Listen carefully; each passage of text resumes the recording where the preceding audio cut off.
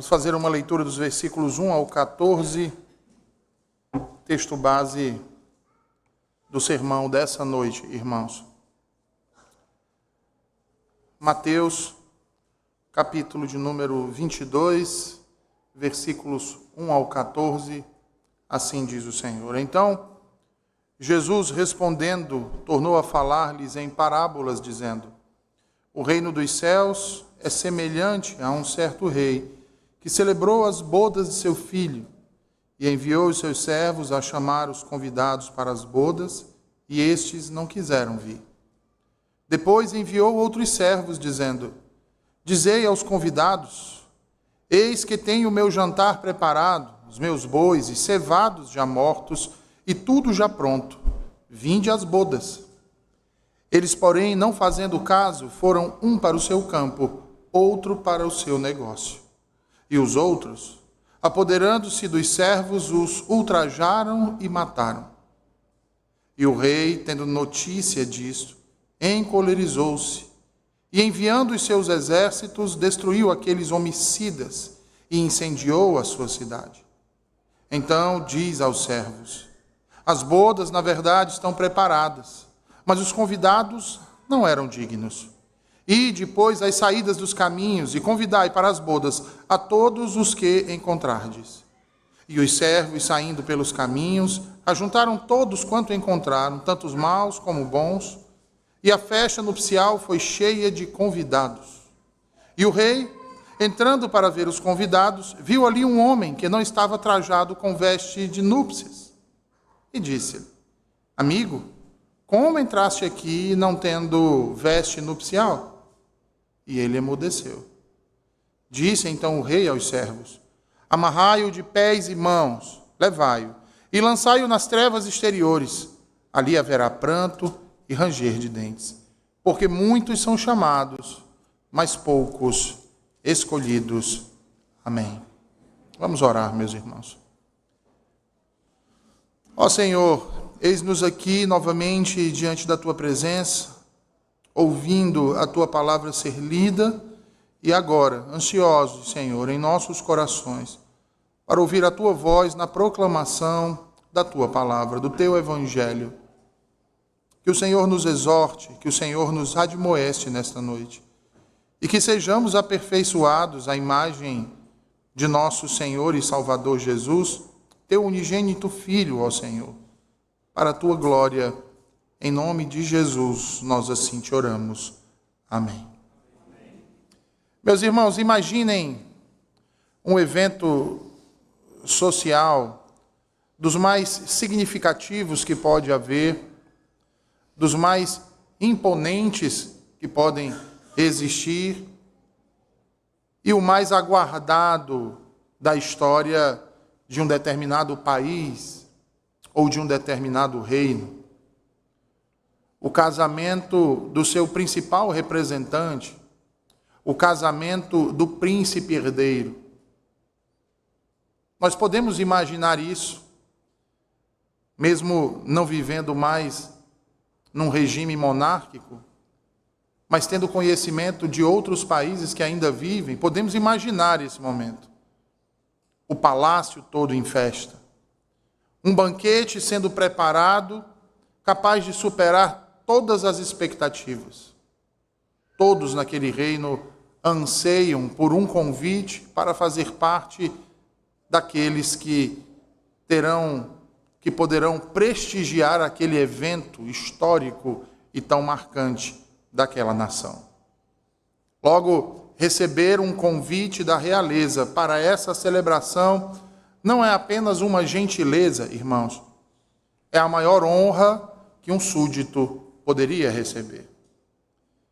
Então é com essa imagem alegre que Jesus inicia uma de suas parábolas mais profundas e confrontadoras que encontramos aqui no Evangelho, conforme escreveu Mateus. No entanto, irmãos, percebam que aquilo que deveria ser uma celebração da alegria, deveria ser um evento de júbilo, rapidamente se transformou em uma terrível e vergonhosa tragédia. Para compreendermos o peso dessa mensagem, nós precisamos voltar no tempo e nos colocar nos arredores do templo durante aquela semana. Aqueles eram dias que antecederam o dia da traição, da prisão, os dias que antecederam o julgamento e a crucificação de Jesus. O clima em Jerusalém era de extrema tensão. Jesus já estava confrontando e desafiando, expondo a hipocrisia e a dureza de coração dos principais líderes religiosos judeus, que negando-o estavam prestes a entregá-lo nas mãos dos romanos para que ele fosse morto. Assim, ele lhes fala, então, novamente, através de uma parábola, que eu peço aos irmãos que, com a Bíblia aberta, acompanhem novamente a leitura do primeiro versículo, do segundo versículo, onde diz o Senhor Jesus: o reino dos céus é semelhante a um certo rei que celebrou as bodas de seu filho. Vejam que a entrada de Jesus em seu ministério público, irmãos, foi anunciada por João Batista, que clamava ao povo dizendo: arrependam-se, porque o reino dos céus está próximo. Jesus começou sua pregação com a mesma mensagem: arrependam-se, porque o reino dos céus está próximo. De modo que, ao longo de seu ministério terreno, muitas de suas parábolas se concentraram nessa realidade urgente, a da chegada do reino de Deus e a entrada neste reino. E a parábola do banquete de casamento servia, portanto, a este propósito. Eu não consigo imaginar, irmãos, um evento mais significativo em qualquer reino do que o casamento do príncipe herdeiro. O rei que quer honrar seu filho na ocasião de seu casamento com um banquete que supere todos os outros já realizados naquele lugar. Logo, é uma honra incrível receber um convite do palácio para observar a cerimônia de casamento e participar dessa celebração. Sendo assim, Jesus começa anunciando uma ocasião importante, uma ocasião gloriosa, uma ocasião alegre que estava por vir por todo o reino. O príncipe herdeiro ia casar. O rei, depois de anunciar as bodas de seu filho, manda seus servos, então, chamarem seus convidados. Percebam que o chamado é um chamado pessoal. O rei faz questão de não enviar apenas uma correspondência, um convite escrito, mas ele faz questão que os seus próprios servos entreguem esse convite escrito e proclamem àqueles o convite do rei. Mas notem, irmãos, que nenhum deles quer ir ao casamento. Apesar de todo esse cuidado e de todo esse evento majestoso, nenhum deles deseja estar nessa cerimônia. E é interessante porque a recusa deles em não participarem desse momento célebre, histórico e notório, não foi por serem incapazes, não foi por serem indignos, não foi nem mesmo por algo que os impedisse momentaneamente, como, por exemplo, uma enfermidade grave que os deixasse acamados e, por isso, não poderiam atender aquele tão nobre convite. Não foi por causa de um outro compromisso, já assumido anteriormente. Cá para nós, um compromisso que, mediante o convite do próprio rei, deveria ser postergado. Não foi, irmãos, por nada disso. Tão somente não queriam ir. E por isso mesmo não se dispuseram a ir. E aqui eu chamo a atenção de cada um de vocês, irmãos. Prestem bastante atenção nisso. O foco da parábola aqui contada por Jesus não está na identidade do rei, e nem muito menos na identidade do filho, como somos erroneamente inclinados a achar. Não está nessas coisas. Está exatamente no convite real para a festa. Isso não quer dizer, irmãos, que Jesus esteja excluído da história. Não, não é isso. Ele não está diretamente nela, mas por trás dela, já que é por meio dele que o último chamado, o chamado decisivo, é emitido ao povo. Então, assim como na parábola que antecede a essa, uma outra parábola semelhante a essa, e muito conhecida, a dos lavradores da vinha, a saber que o rei envia como última tentativa seu próprio filho amado. Jesus, portanto, está falando aqui, irmãos, do pacto da graça, do evangelho, dos constantes convites que fez o rei por intermédio de seus emissários, de seus servos, os profetas, ao longo de toda a história, para que estes pudessem, então, desfrutar da grande festa das bodas de seu filho. Mas estes não quiseram. E a pergunta que deve surgir para nós nessa noite, irmãos, e que deve nos inquietar é: por que não quiseram? Ora, irmãos, como declara a Confissão de Fé de Westminster, em seu capítulo 9, seção 3, pela queda o homem tornou-se completamente avesso ao bem e morto no pecado, sendo, portanto, incapaz de, por sua própria força, converter a si mesmo ou de se preparar para a conversão. Calvino, em suas Institutas da Religião Cristã, livro 2, nos explica que isso se deve ao fato de que a vontade do homem não é meramente fraca, ela é escrava.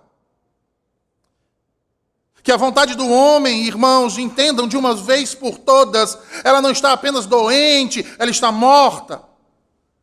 Logo, a resistência e o desprezar ao chamado do evangelho por parte dos homens não se deve a um acidente, muito menos a uma anomalia. É uma expressão natural e previsível de uma natureza que é, em sua essência, hostil a Deus, como assim nos revela o apóstolo Paulo em Romanos capítulo 8 e versículo 7. O homem não regenerado sempre resistirá a este chamado, deixado a si mesmo. Não se trata de falta de informação, mas de falta de disposição. O problema não está nos ouvidos, mas no coração, irmãos. Porque o convite sincero chega à mente de todos. O evangelho penetra a mente de todos, mas encontra a vontade como uma porta trancafiada por dentro. O que leva, então, o puritano Thomas Goodwin se referir a esses homens como alguém que, mesmo sentindo o peso da verdade, recorre a uma série de subterfúgios e postergação. Deixa para amanhã, deixa para o próximo final de semana. Pode ser que no mês que vem eu melhore, pode ser que eu esteja melhor amanhã. Mas também não apenas a postergação, a autojustificação. Olha, veja bem, eu não sou tão mau assim. Eu não acho que os seres humanos sejam tão perversos assim.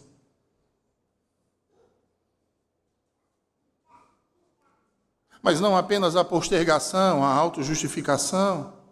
Há também o problema da relativização. Mas o que é isso? Quer dizer que a culpa de tudo agora é minha? Há outros muito piores do que eu. Porque o chamado externo ilumina, irmãos, mas não transforma. Logo, esse é um problema de ordem moral, não intelectual. Por isso, em João 3, versículos 19 e 20, é dito que os homens amaram mais as trevas do que a luz, porque as suas obras eram más. suas obras eram más. A resistência é moral, irmãos, não é cognitiva. O pecador pode entender perfeitamente a lógica da cruz e ainda assim rejeitá-la. Porque o que está em jogo não é a aprovação da mente, mas a rendição da vontade, a entrega de coração. Entrega de coração. Hermann Bavinck, em sua dogmática reformada, declara que o homem natural possui a faculdade de entender o Evangelho, mas carece da disposição de abraçá-lo. É como um daltônico, irmãos, diante de um jardim florido. Os olhos funcionam, mas a capacidade de ver a multiplicidade de cores está ausente.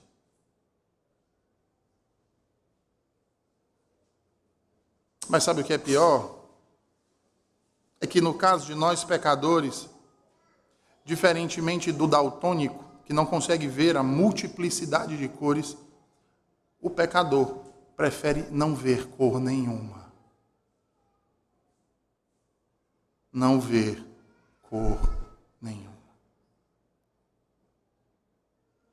Portanto, irmãos, vejam, quando nós vemos alguém se ausentar da igreja, domingo após domingo, e nós vamos atrás, e escutamos aquelas desculpas esfarrapadas, e escutamos vários tipos de autojustificação, veja, e nós tentamos então ali exortar o irmão, mostrando a importância do culto, mostrando a importância da graça que nos é entregue aqui a partir do púlpito, a partir dos sacramentos que são administrados, dos meios de graça que Deus proveu para a sua igreja, que nada se compara a esse momento de nos reunirmos, atendendo à santa convocação do nosso Deus e estarmos na presença do nosso Deus, que nada se, ainda que nós digamos tudo isso, que eles sabem e entendem, prestem atenção nisso, o problema não está na falta de conhecimento, o problema está no coração. No coração, que não consegue e não quer, não tem vontade de desfrutar dessas coisas. A Confissão Belga, em seu artigo 14, resume bem isso. Ela diz: pela queda, o homem tornou-se perverso, corrompido e mau em todos os seus caminhos, incapaz de fazer qualquer bem e propenso a todo o mal. Propenso a todo o mal.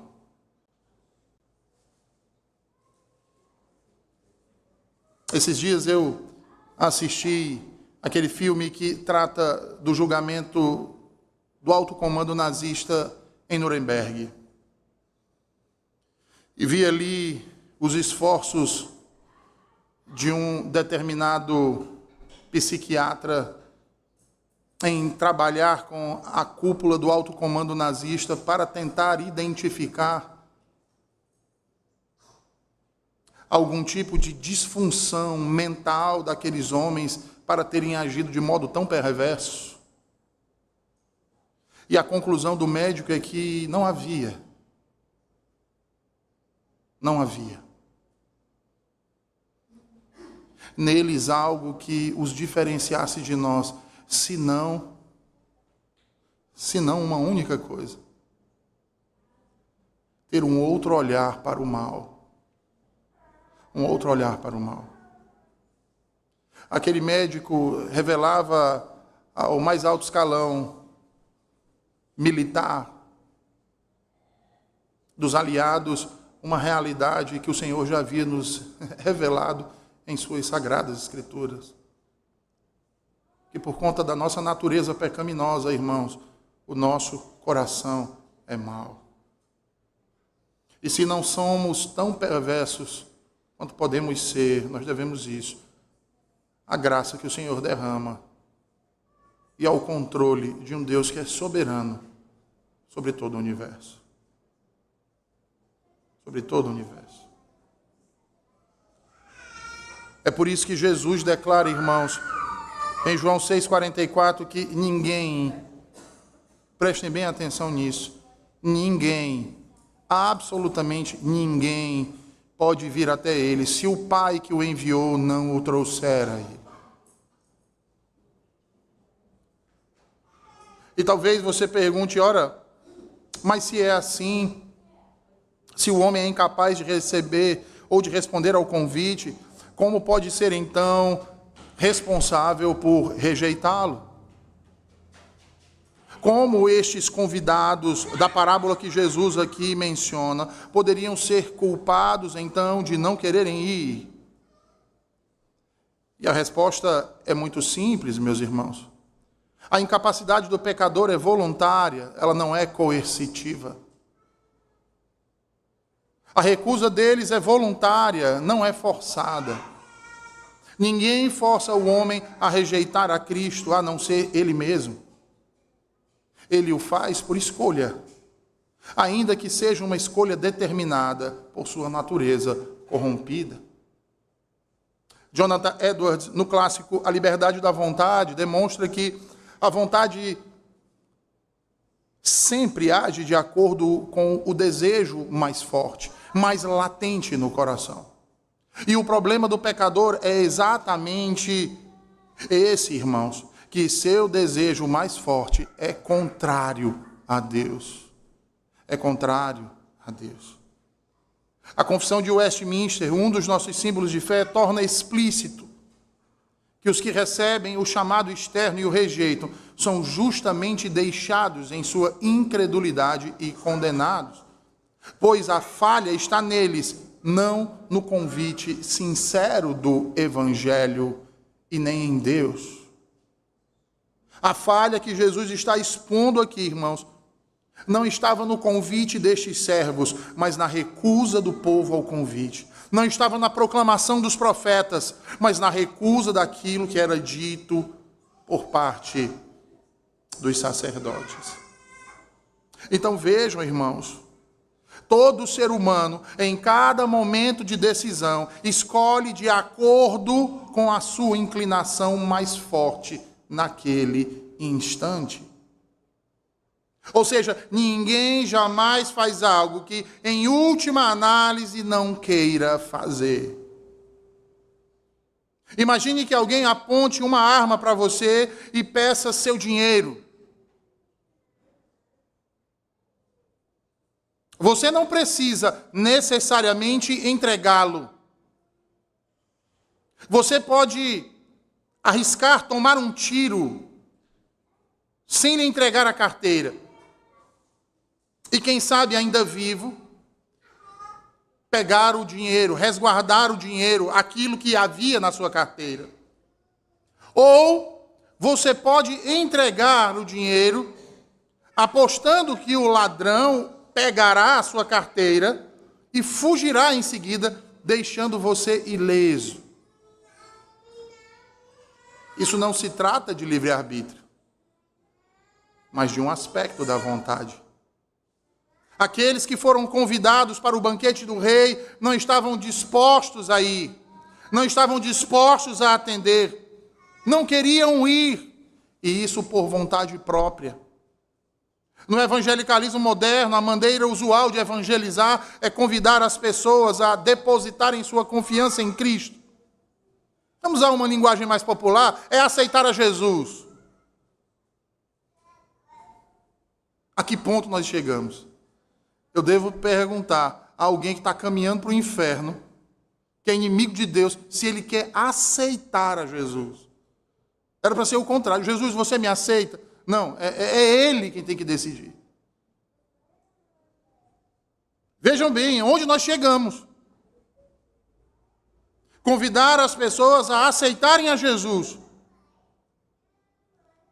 Esse conceito, irmãos, é praticamente estranho às Escrituras. Porque Deus não convida as pessoas a virem a Cristo. Ele as ordena a virem a Cristo. Não é um convite. É uma convocação. Não é um conselho, é uma ordem. O convite da parábola de Jesus não foi diferente.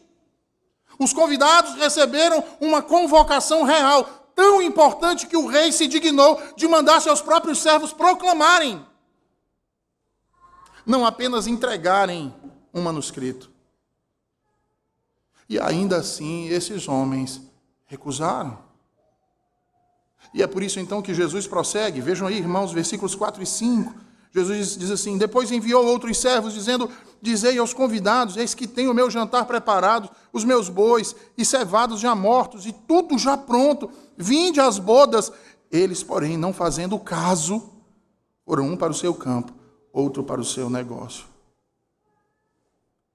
Vejam que o rei foi paciente, o rei foi longânimo. Enviou outros servos para convocar seus convidados novamente. Mas embora fosse o rei quem os estivesse chamando, alguns não deram importância, irmãos. Alguns continuaram sem se preocupar com isso, sem se importar com isso. Estavam mais preocupados com as suas fazendas, os seus negócios, com os seus lazeres, com os assuntos comuns da sua vida, do que com a convocação do rei. Outros, porém, reagiram de forma ainda mais negativa, como podemos ver no versículo 6. Apoderando-se dos servos, os ultrajaram e os mataram.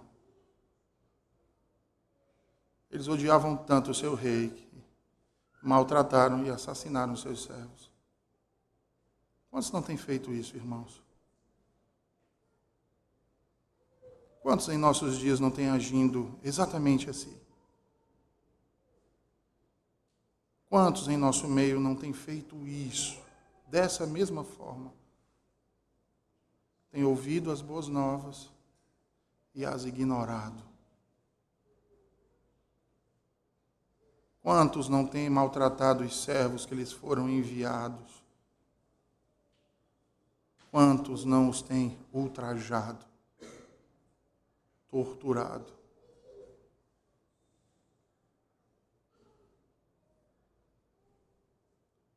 Porque às vezes a gente pensa que a tortura é apenas física. Mas há um tipo de tortura muito maior, que é a mental.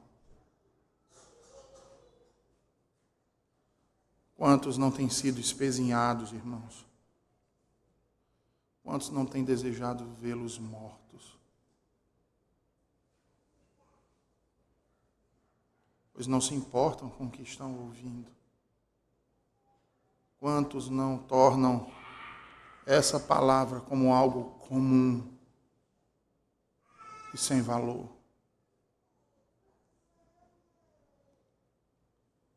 Quantos não se irritam com as verdades que procedem destes 66 livros? Quantos não têm se ofendido com a genuína oferta do Evangelho? Mas a paciência do rei tem limite, irmãos. E diante da violência contra os seus servos, ela atingiu a sua medida. Vejam aí o que diz Jesus nos versículos 7 ao 10. Jesus diz assim: e o rei, tendo notícia disto, encolerizou-se e, enviando os seus exércitos, destruiu aqueles homicidas e incendiou a sua cidade. Então diz aos servos: as bodas, na verdade, estão preparadas, mas os convidados não eram dignos. E depois as saídas dos caminhos, e convidai para as bodas a todos os que encontrardes. Os servos, saindo pelos caminhos, ajuntaram todos quanto encontraram, tanto maus como bons, e a festa nupcial foi cheia de convidados.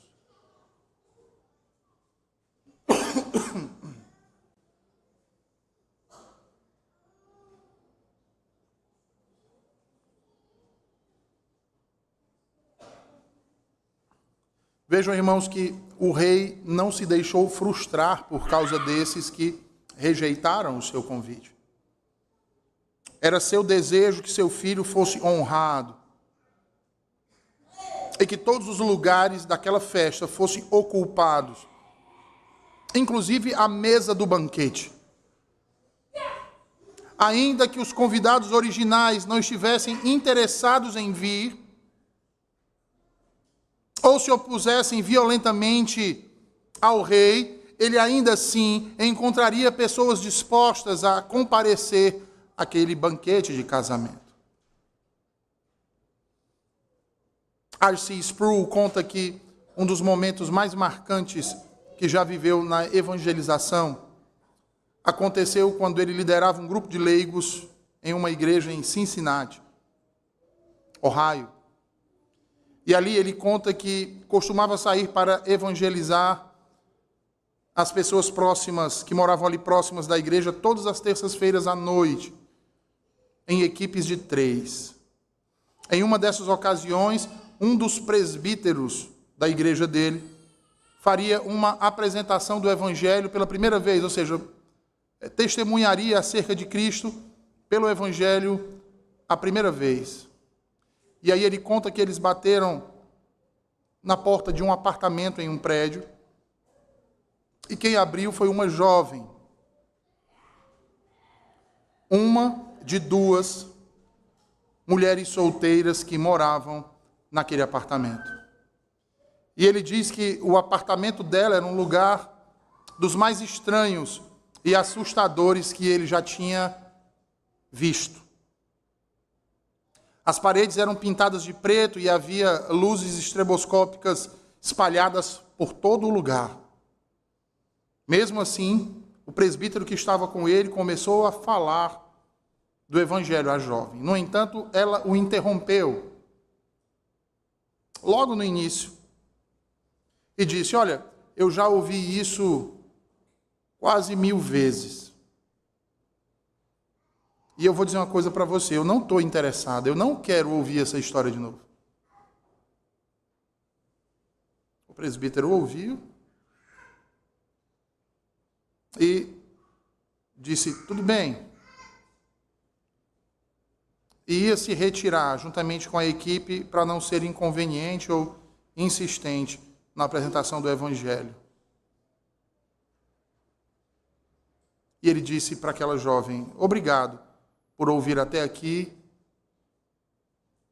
e por nos abrir a porta da sua casa. Espero que talvez um dia possamos terminar isso. Sproul conta que ouviu a jovem dizer, porque ela falou em voz alta: eu já devo ter ouvido isso umas 1000 vezes. E quando ouviu o presbítero se despedindo, sem dar continuidade, ele voltou de onde ele estava a essa outra equipe e disse para a moça: moça, eu sei que você disse que já ouviu umas 1000 vezes isso. Será que importaria tanto você ouvir só mais uma vez?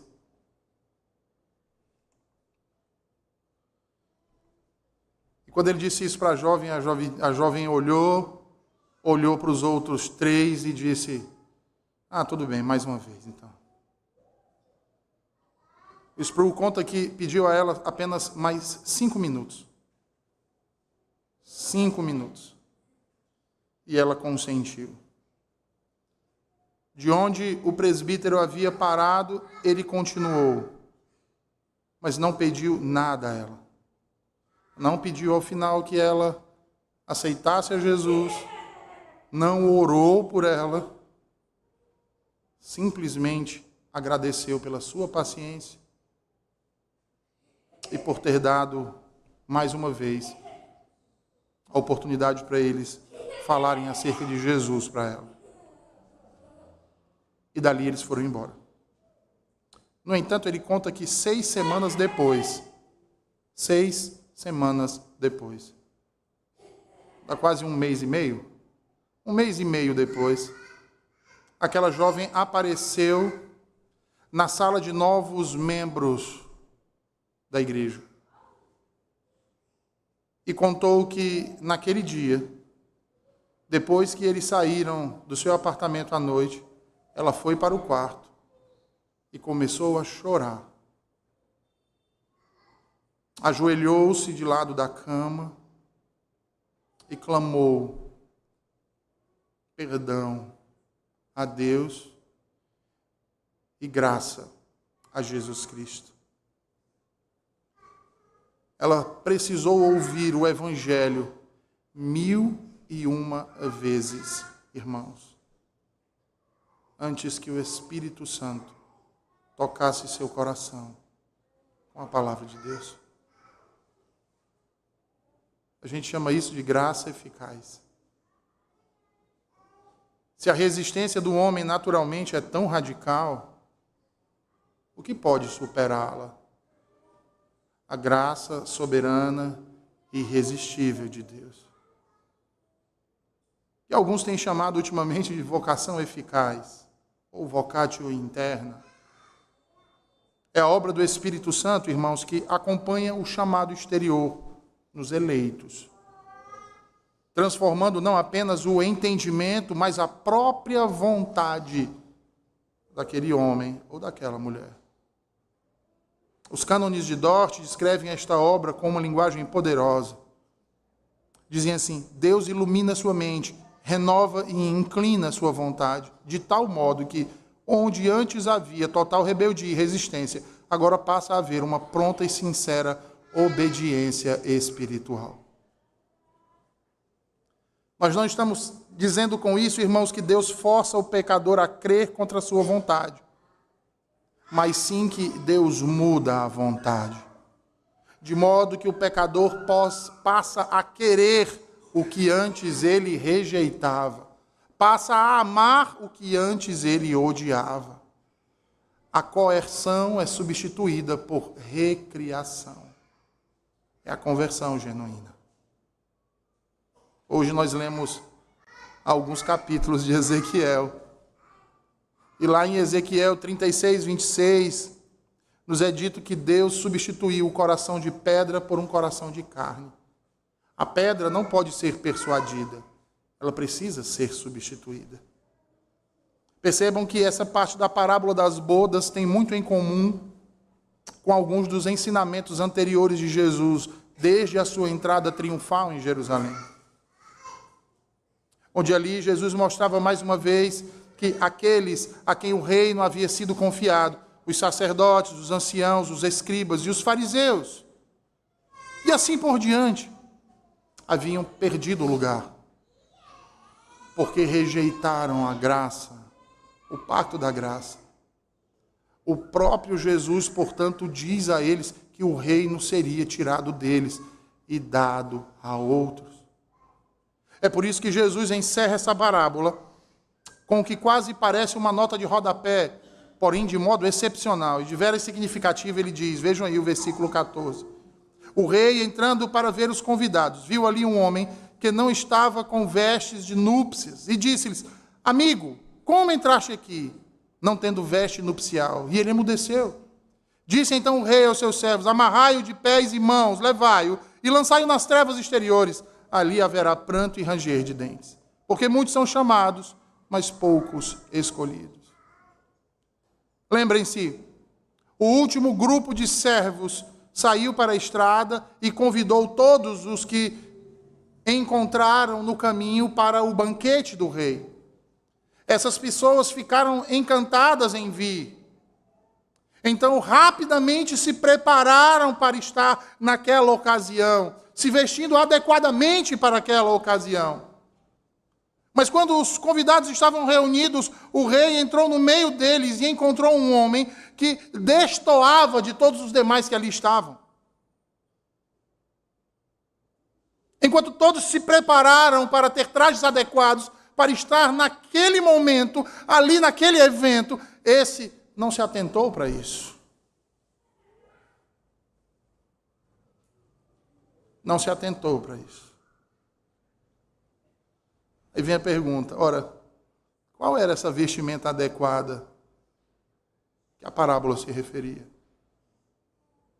Agostinho, o bispo de Hipona, no norte da África, no século V, estava convencido de que era a justiça de Cristo. A justiça de Cristo.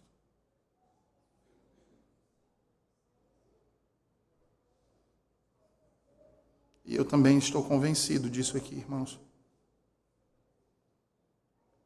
Porque naquele último dia, irmãos, se não estivermos revestidos dessa justiça, não seremos bem-vindos ao banquete de casamento do Cordeiro no céu. Porque toda a nossa justiça, diz a Escritura, os irmãos lembram disso? Zacarias 3. São como trapos de imundície. Não é isso que Isaías diz? No capítulo 64? Trapos de imundície. Nós só podemos entrar no reino dos céus se estivermos vestidos com a justiça de Cristo, imputada a todos aqueles que creem nele. Ora, quando o rei notou o homem com suas roupas impróprias e o questionou a respeito, vocês ouviram o que ele disse? Vocês leram aí o que foi que o homem disse? Ele disse assim, não foi? Sinto muito, Alteza. É porque eu não tinha vestes. Eu nem tinha nem roupas. Não foi isso que ele respondeu ao rei? Não, não foi. Eu acho que ele respondeu que ele estava muito ocupado, não teve tempo de ir em casa se vestir. Veio diretamente para lá para atender o convite do rei. Não, irmãos, ele não disse isso. Então, o que será que ele disse? As palavras não são ditas aqui, mas provavelmente ele deve ter dito: que diferença faz as minhas vestes, rei? Ninguém quis vir e eu vim e agora você vai implicar com as minhas vestes? Porque o senhor é tão arrogante, ó rei? Se fosse tão importante, por que é que os maiorais do seu reino não vieram? Se fosse para se vestir tão elegantemente, por que é que esse povo está vestido assim, de trajes tão simples? Mas ele também nem isso mesmo ele disse. E o que ele disse? Nada, irmãos. Ele não disse nada, porque ele não tinha o que dizer. Ele não tinha palavras, na verdade ele ficou sem palavras. Sabe por quê? Porque não há palavras que possam nos justificar diante de Deus, irmãos. Não há nada em nós mesmos ou que façamos que pode nos tornar justos. Acreditem, irmãos. Muitos entre nós estão como esse homem que atendeu a convocação do rei, foi ao casamento, mas sem se vestir adequadamente. Muitos de nós têm atentado à santa convocação do Senhor, têm vindo regularmente aos cultos dominicais, porém não têm se vestido adequadamente. Não tem se revestido das vestes de justiça de Cristo, das vestes de santidade que a noiva precisa ter. Sabe como isso se torna notório, irmãos? Pela sua rejeição do senhorio de Cristo. Porque é muito fácil nós chamarmos Jesus de Senhor. Sabe qual é a dificuldade? É de obedecê-lo como verdadeiro Senhor. A maioria de nós é insubmissa, porque resiste em fazer a vontade de Deus. Resiste, irmãos. Quer convite, e agora uma aplicação, quer convite mais nobre que a santa convocação de Deus no seu santo dia para o seu povo? E o que nós temos feito com isso? Qual é a prioridade que nós temos dado a essa convocação?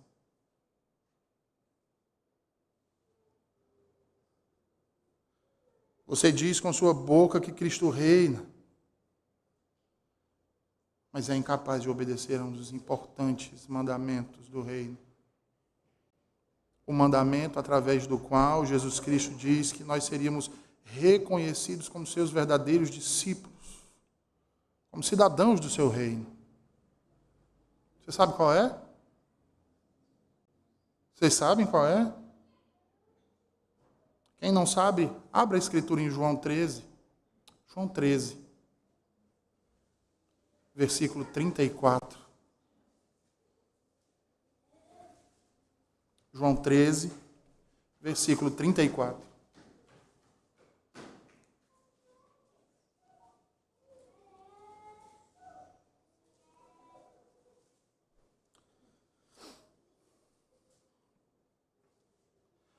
Sabe qual é a marca dos cidadãos do reino dos céus? É essa, Jesus diz. Que vos ameis uns aos outros, como eu vos amei a vós. Que também vós uns aos outros vos ameis. Só quem pode cumprir esse mandamento, irmãos, e de fato eles cumprem, são aqueles que reconhecem e se submetem a Cristo, ao seu reinado, ao seu governo, à sua soberania. Porque este, quando reconhecido nos corações, opera na vida do seu povo, efetuando neles uma completa salvação. Sua constituição como uma igreja, dentro de um universo redimido. Por isso, lá em Lucas 17, 21, Jesus declara: o reino de Deus está dentro de nós. De modo que o cristão pode orar ao Senhor de modo sincero, dizendo: venha o teu reino, seja feita a tua vontade.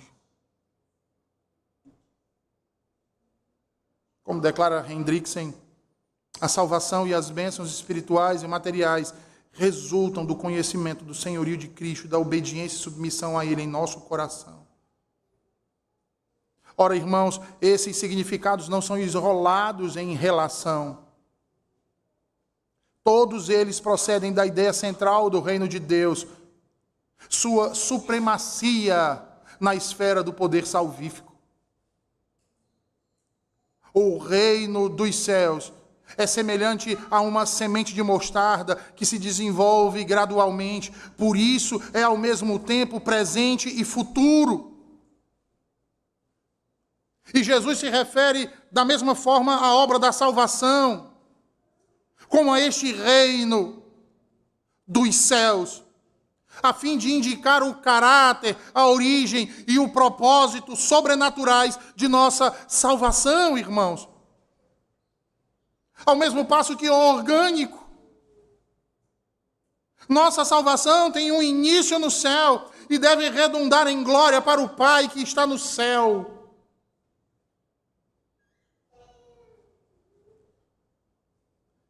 Tudo isso que falamos hoje aqui está de acordo com o que a Bíblia ensina universalmente sobre as reações humanas agora. Mas não apenas agora, mas principalmente no dia do juízo, quando cada ser humano será levado ao tribunal de Deus. E ali então será desnudado por completo.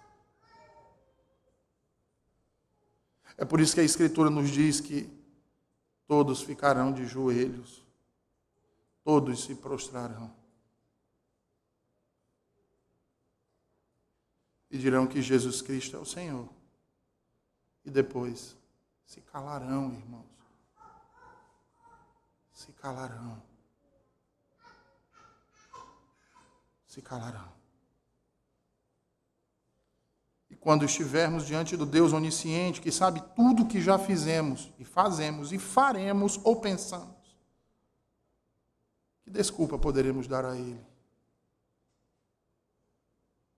Qualquer pessoa que comparecer perante Deus no juízo final terá ao menos a sensatez de ficar de boca fechada,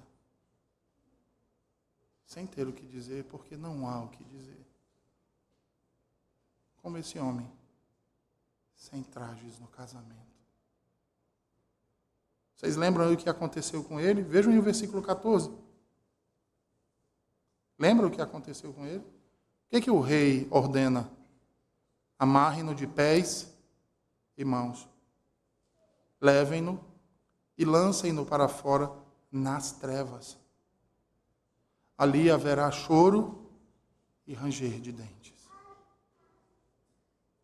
Ora, sem as vestes adequadas, ele simplesmente não poderia permanecer na festa. Onde era o seu lugar? Nas trevas exteriores. Um lugar de sofrimento e tormento. Jesus então conclui dizendo: pois muitos serão chamados, mas poucos os escolhidos. Eu nunca vi um versículo causar tanta consternação em muitas pessoas. Mas eu entendo por quê. Porque esse versículo transborda a doutrina da eleição. Muitos recebem o chamado exterior do Evangelho, mas nem todos o ouvem interiormente. Paulo fala do chamado eficaz do Evangelho, que é dado somente aos eleitos. Romanos 8:30, aos que predestinou, a estes também chamou. E aqueles a quem chamou, a estes também justificou. Muitos ouvem o Evangelho e alguns fazem uma falsa profissão de fé. É esse convidado que, vendo todos entrarem e passando pela guarda, disse: eu também fui convidado. É uma falsa profissão de fé. Contudo, de todas as nações, Deus não apenas chama pessoas exteriormente, mas pelo poder de seu Espírito Santo as chama interiormente, transformando a disposição de seus corações, de modo que, enquanto antes se recusavam a vir à presença do Rei e de seu Filho, de repente elas se mostram dispostas e ansiosas. Nenhum de nós pode mudar o próprio coração dessa maneira, irmãos. Somente o Espírito Santo pode fazer isso. E é por isso que necessitamos tanto dele. É por isso que necessitamos tanto da palavra de Deus.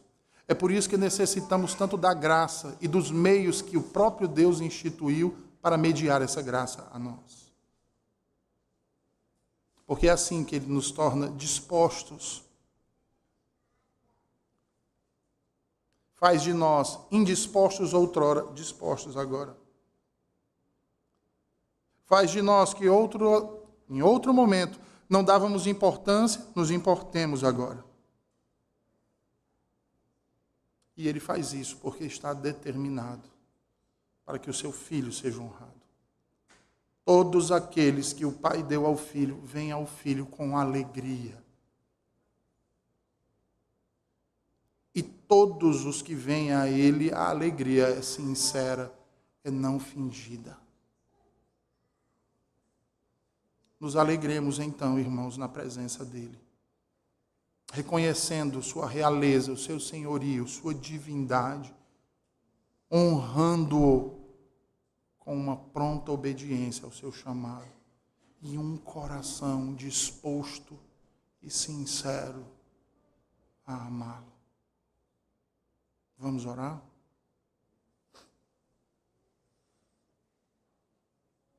Deus bendito, graças te damos por tua palavra, por nos falar verdades tão preciosas acerca de nossa velha natureza, mas também da graça que por meio de Jesus Cristo podemos alcançar, Senhor. Sendo renascidos pelo teu poder, pela tua verdade e pela ação do teu Santo Espírito. Ó Senhor, aviva o teu povo. Cativa a nossa vontade, a tua, Senhor. E que o nosso deleite esteja em ti. E que a razão da alegria das nossas vidas repouse tão somente em sabermos que tu és o nosso Deus. E tu nos fizeste teu povo. Livra-nos, Senhor, das obras de Satanás e de nossa velha natureza. E transforma-nos, aperfeiçoa-nos, à semelhança de Cristo Jesus, para a tua glória. Assim nós te oramos. Amém.